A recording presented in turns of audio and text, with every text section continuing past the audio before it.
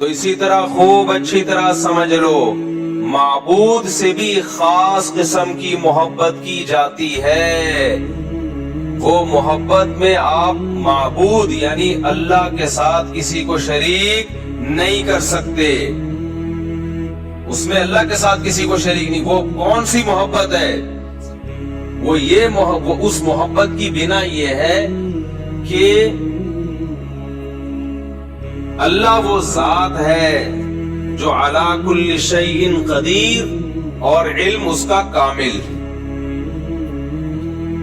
اللہ کا علم بھی کامل ہے اور وہ سب کچھ کر سکتا ہے، ہمارے نفع اور نقصان کا مالک ہے وہ۔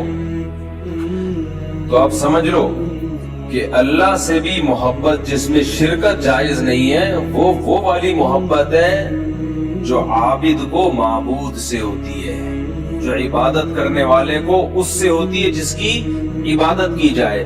اور اس محبت کے اثرات کیا ہیں؟ جیسے میاں بیوی کی جو محبت ہے، اس محبت کے اثرات کچھ اور ہیں، ایک دوسرے کی جنسی تسکین کا ذریعہ بنتے ہیں۔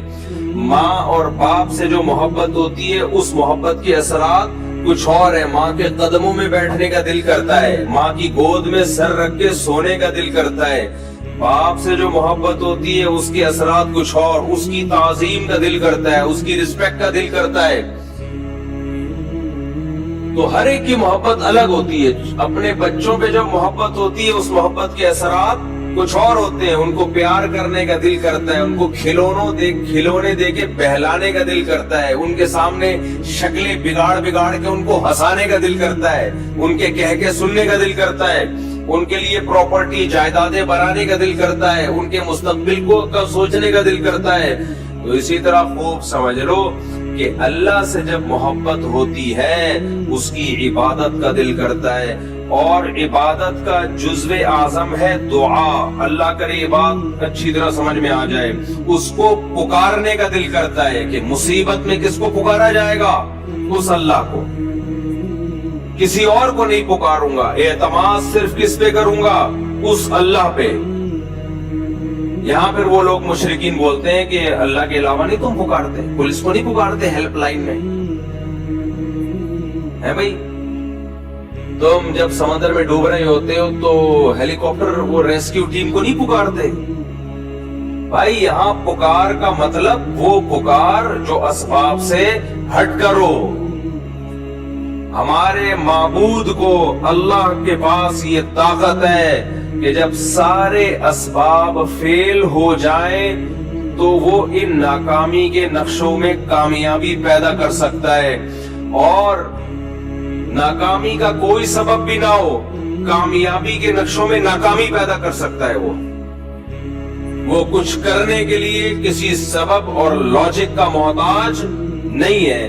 جو اپنی قدرت سے کان بنا سکتا ہے، کتنی پیچیدہ مشین کھوپڑی میں لگا دی اس نے، اور کیسے ایک پانی کے قطرے میں جس کو منی کہا جاتا ہے ایسے سافٹ ویئر ڈال دیے کہ وہ ماں کے پیٹ میں رحم میں جب وہ جاتا ہے قطرہ، اسی میں آنکھ، اسی میں کان، اسی میں ناک، اسی میں دل، اسی میں دماغ، اسی میں لیور، یہ ساری چیزیں فٹ فاٹ بن کے 9 مہینے میں بچہ آیا مارکیٹ میں، اور جیسے ہی مارکیٹ میں آیا فوراً مارکیٹ میں اس دودھ بھی اویلیبل ہے اس کے لیے ماں کی چھاتیوں میں۔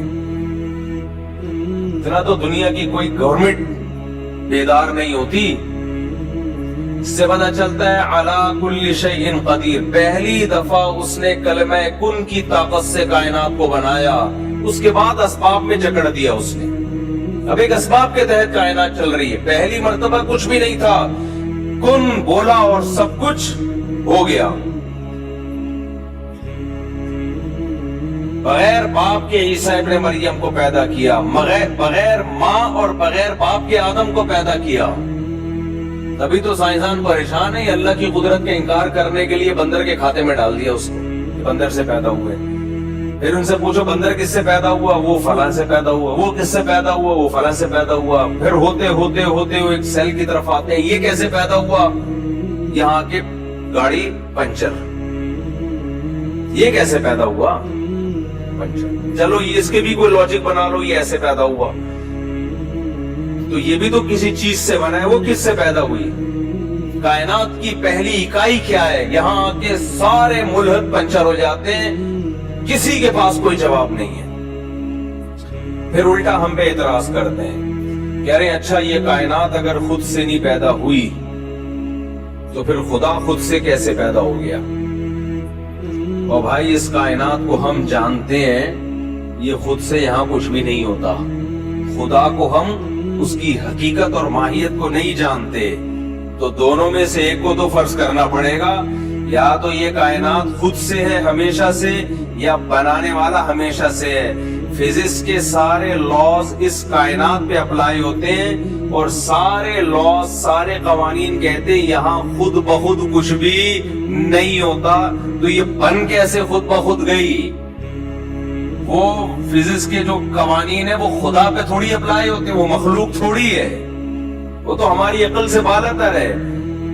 اب دو میں سے ایک چیز تو فرض کرنی پڑے گی نا میرے بھائی, یا تو اللہ ہمیشہ سے یا کائنات ہمیشہ سے. ہمارے کہہ دیا بھئی اللہ ہمیشہ سے, تو ہمارے پاس جواب آسان ہے, کہتے ہیں کیسے ہے؟ ہمیں نہیں پتا بھئی کیسے ہے, اللہ کی حقیقت کون جانتا ہے. لیکن آپ سے ہم پوچھتے ہیں کہ اگر اللہ نہیں ہے تو پھر کائنات ہمیشہ سے ہے, کیسے ہے؟ کسی کے باپ کے پاس بھی اس کا جواب نہیں ہے. وہ یہ نہیں کہہ سکتے کائنات ہماری عقل سے بالاتر ہے. کیوں بالاتر ہے بھائی؟ کائنات عقل سے بالاتر ہے تو اس کے بارے میں قوانین پیش کیوں کرتے ہو؟ فزکس کے جتنے قوانین ہیں خدا کے بارے میں تھوڑی اس کائنات کے بارے میں ہے نا. اگر ایسا کرو گے تو ایسا ہوگا, ایسا نہیں کرو گے تو ایسا نہیں ہوگا. دیکھو رکشوں کے پیچھے لکھا ہوتا ایسا کرو گے تو کون آئے گا, یہ فزکس کا تو لا ہے. رکشوں کے پیچھے لکھا ہوتا ہے ایسا کرو گے تو کون آئے گا, یہ دیسی لا ہے. کچھ فزکس کے قوانین وہ ہیں جو سائنسدانوں نے بنائے, کچھ ہمارے رکشے ٹیکسی والوں کے بھی فزکس کے لاز ہیں. ایسا کرو گے تو کوئی بھی بولو نہیں آئے گا, اور ایسا نہیں کرو گے تو سب آ جائیں گے. یہ ایک دوسرا لا ہے جو اس کے الٹا کر کے بنایا گیا. ہم کہہ رہے ہوتے ہیں نا تو ایسا کرے گا تو پھر کون آئے گا, یعنی تو بس سلوکی کر رہا ہے میرے ساتھ, میں تیرے گھر آیا چائے کا نہیں پوچھ رہا, ایسا کرو گے تو کون آئے گا. تو جواب میں کیا کہتے ہیں, ایسا نہیں کروں گا تو سب آ جائیں گے. یعنی میں سب کو چائے کا پوچھنا شروع کر دوں, سب کو کھانا, تو لائن لگ جائے گی نا. تو خیر, تو بات کہیں اور کہیں سے کہیں چلی گئی. ہم یہ بات کر رہے تھے, کیا بات کر رہے تھے؟ ہاں میں یہ کہہ رہا تھا کہ معبود والی محبت وہ صرف کس کا حق ہے؟ اللہ کا. اس محبت کے اثرات کیا ہیں؟ جیسے میں نے بھی مثال دی, ماں کی محبت کا اثر الگ, باپ کی محبت کا اثر الگ. باپ کی محبت کا اثر یہ نہیں کہ گود میں اٹھا کے پیار کرنا شروع کر دو. باپ کی محبت کا اثر ہے تعظیم, ریسپیکٹ, کڑوی کسیلی برداشت کرو. کبھی کبھار ایک آدھ تھپڑ لگا دیا, برداشت, ابا ہے بھائی. ماں کی محبت کا اثر کیا ہے؟ اس کے قدموں میں بیٹھو, اس کی گود میں سر رکھو, کتنا مزہ آتا ہے, خاص طور پہ جب بوڑھی ماں ہو. اس سے زیادہ تو مزے کی دنیا میں کوئی چیز ہے نہیں. تو اللہ کی محبت کا مطلب کیا ہے؟ اللہ کی محبت کا مطلب یہ ہے, کیونکہ وہ بہت طاقتور ہے, ہم اس سے محبت اسی بیس پہ تو کرتے ہیں, بہت پاورفل, اور ہر چیز کا اسے علم ہے. تو پھر راز و نیاز کس سے کیا جائے؟ اللہ سے. وہ آپ کے دلوں کے بھیدوں کو جانتا ہے.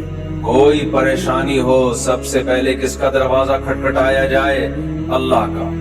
یعلم خائنۃ الاعین وما تخفی الصدور. وہ آنکھوں کی خیانت کو بھی جانتا ہے, سینوں کے رازوں کو بھی جانتا ہے. هو اعلم بكم اذ انتم اجنۃ فی بطون امہاتکم.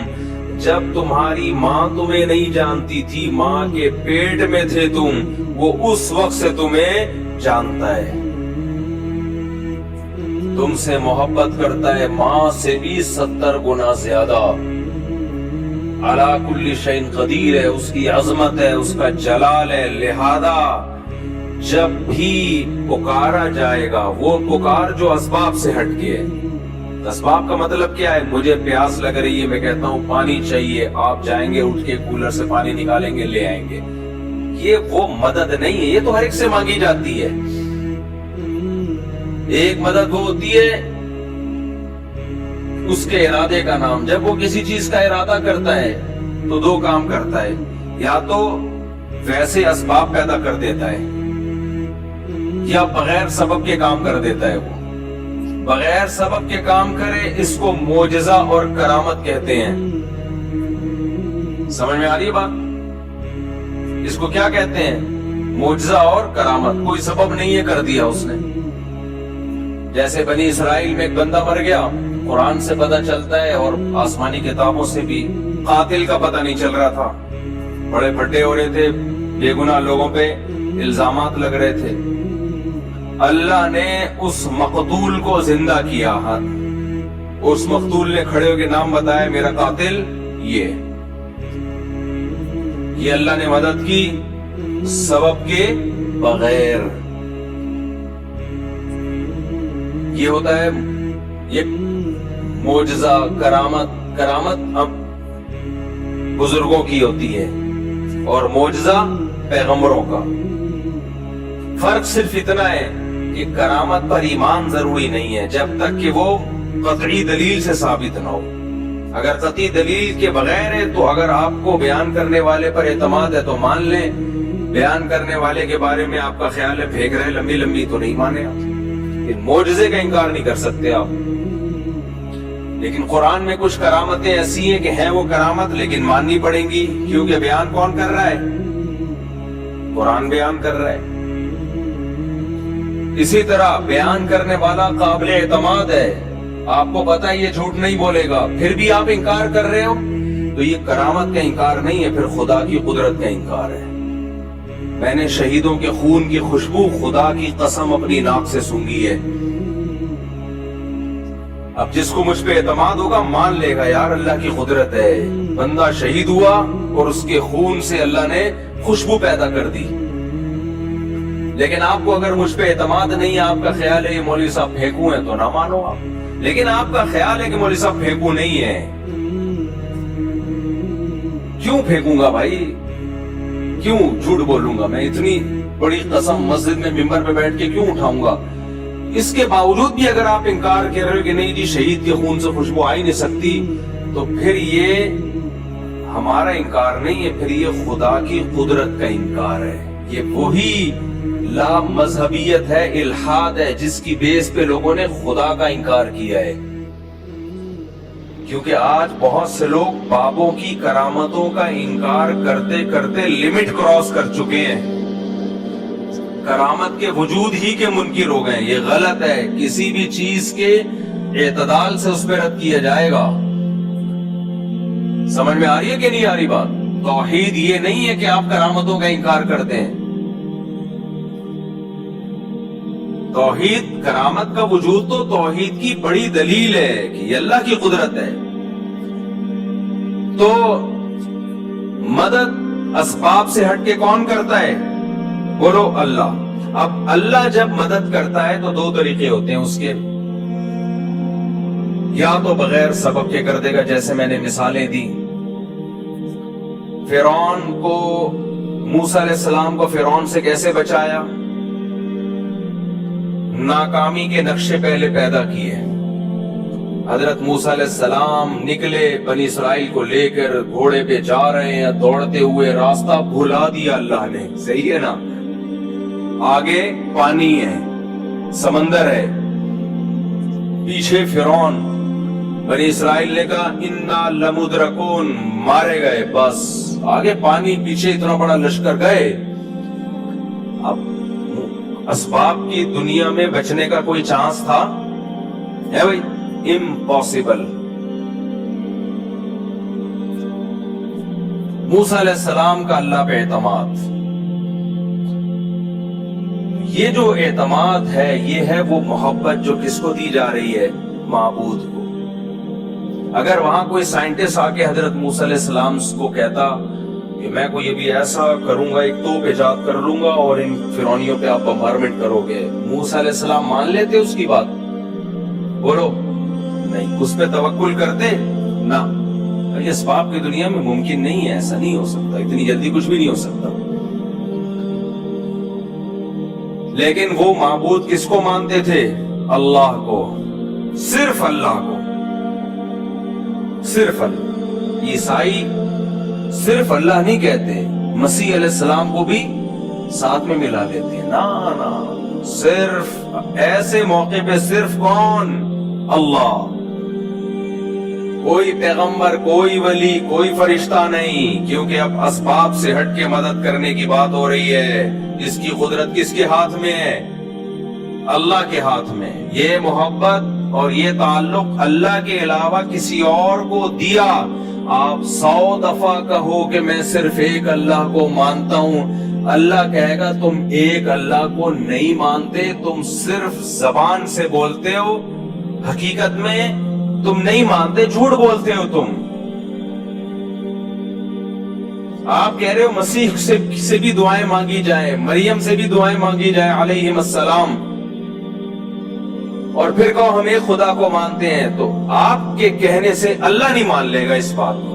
اللہ کہے گا میں نہیں مانتا، میں اس کو مانوں گا کہ یہ ایک خدا کو مانتے ہیں جو مصیبتوں میں صرف کس سے مانگے گا؟ صرف اس اللہ سے مانگے گا۔ تو موسیٰ علیہ السلام نے اس موقع پہ کیا کہا؟ ان معی ربی، میرے ساتھ کون ہے؟ اللہ۔ کیا مطلب؟ وہ مدد کرنا چاہے گا تو کر دے گا۔ حضرت موسیٰ کے علم میں بھی نہیں تھا کہ کیسے کرے گا، کیونکہ اب تک تو حضرت موسیٰ نے لاٹھی کو سانپ بنتے ہوئے دیکھا تھا نا، تو یہ لاٹھی سانپ بن کے کتنے فرعونیوں کو کھا لیتی بھائی؟ کیا خیال ہے؟ پیچھے سے سینکڑوں ہزاروں کا لشکر آ رہا ہو اور آپ کے ہاتھ میں ایک اژدہا ہو، وہ اژدہا کچھ کر لے گا؟ کچھ بھی نہیں کر پائے گا۔ کتنوں کو کھائے گا وہ؟ بلکہ آنے والا سب سے پہلے اژدہا پہ وار کرے گا کہ پہلے اس کو قتل کرو۔ تو اللہ مدد کرتا ہے بعض دفعہ بغیر سبب کے، کہتا ہے چلو بھائی۔ اللہ نے پھر موسیٰ علیہ السلام کو وحی کی کہ یہ لاٹھی کو آپ پانی پہ ماریے۔ حضرت موسیٰ نے لاٹھی پانی پہ ماری اور فَكَانَ كُلُّ فِرْقٍ كَالطَّوْدِ الْعَظِيمِ، وہ جو پانی تھا 2 پارٹ میں ڈیوائیڈ ہو کے پہاڑوں کی طرح کھڑا ہو گیا، سارا جمع ہو گیا ایک طرف۔ اس سے بھی پتہ چلتا ہے کہ معجزہ ہو یا کرامت ہو، اس میں ولی یا پیغمبر کے ارادے کا دخل نہیں ہوتا۔ بہت سے لوگ کہتے ہیں جب موسیٰ علیہ السلام لاٹھی کو سانپ بنا سکتے ہیں، سمندر کے 2 ٹکڑے کر سکتے ہیں، تو ہمارے نبی مشکل کشا کیوں نہیں ہو سکتے؟ بھائی نہ موسیٰ علیہ السلام مشکل کشا، نہ سید الانبیاء مشکل کشا۔ مشکل کشا صرف ایک اللہ کی ذات ہے جس کے پاس اختیارات ہیں۔ حضرت موسیٰ کے پاس اگر سمندر کو توڑنے کا اختیار ہوتا تو خود سے کر لیتے نا یہ کام۔ وہ تو اللہ نے کہا کہ اے موسیٰ آپ لاٹھی کو پانی پہ ماریے۔ حضرت موسیٰ کو نہیں پتا کیا ہونے والا ہے، آپ کو جو حکم دیا جا رہا ہے آپ اس پہ عمل کریں۔ اب یہاں ایک سوال پیدا ہوتا ہے کہ لاٹھی کو پانی پہ مارنے کی کوئی سائنٹیفک لاجک ہے؟ کبھی دنیا میں ایسا ہوا کہ لاٹھی کو پانی پہ مارے تو پانی ٹھہر جائے؟ ہل جاتا ہے اور زیادہ۔ تو سوال پیدا ہوتا ہے کہ اللہ ڈائریکٹ کیوں نہیں اللہ نے کر دیا؟ موسیٰ علیہ السلام نے اللہ سے کہا کہ اللہ ہماری مدد کر، اللہ نے کہا ٹھیک ہے، اور پانی کو روک دیا اللہ نے۔ کیا خیال ہے بھائی؟ روک دیتے اللہ تعالیٰ کلمہ کن کی طاقت سے، چلو بھائی نکل جاؤ۔ موسیٰ کو کیوں کہا جا رہا ہے علیہ السلام کو کہ لاٹھی مارے پانی پہ؟ کیوں؟ اللہ تعالیٰ کے کاموں میں نا ایک حکمت نہیں ہوتی، ایک کام میں 20 حکمتیں حاصل ہوتی ہیں۔ موسیٰ کلیم اللہ کی لاٹھی پانی پہ اس لیے مروائی جا رہی ہے کہ لوگوں کے دلوں میں موسیٰ کی فضیلت بھی بیٹھے کہ اللہ یہ کام خود بھی کر سکتا تھا، لیکن اپنے کلیم کی لاٹھی سے یہ کام لے رہا ہے، یہ بتانے کے لیے کہ اس سے میرا جو تعلق ہے، وہ موسیٰ کلیم اللہ سے جو مجھے محبت ہے، وہ تم میں کسی اور سے وہ محبت نہیں ہے۔ اس کی لاٹھی سے میں سمندر کے 2 حصے میں ٹکڑے کروں گا۔ تو جیسے اللہ پیغمبر کی فضیلت کو بیان کرنے کے لیے کام خود کرتا ہے، لاٹھی اور ہاتھ پیغمبروں کا استعمال کرتا ہے، ایسے ہی بعض ولی اللہ ہوتے ہیں جن کی فضیلت کو بیان کرنے کے لیے کام اللہ کرتا ہے، ہاتھ کس کا استعمال ہوتا ہے؟ بزرگ کا، تاکہ لوگوں کو پتا چلے کہ سارے بابے 2 نمبر نہیں ہوتے، کچھ بابے 1 نمبر بھی ہوتے ہیں۔ بعض لوگوں نے بابوں کا انکار کرتے کرتے خود بابے بن گئے اور باقی سارے بابوں کی نفی کر دی۔ یہ غلو ہے۔ سمجھتے ہو؟ جب نہیں پڑھو گے رات کو تو کیسے سمجھو گے؟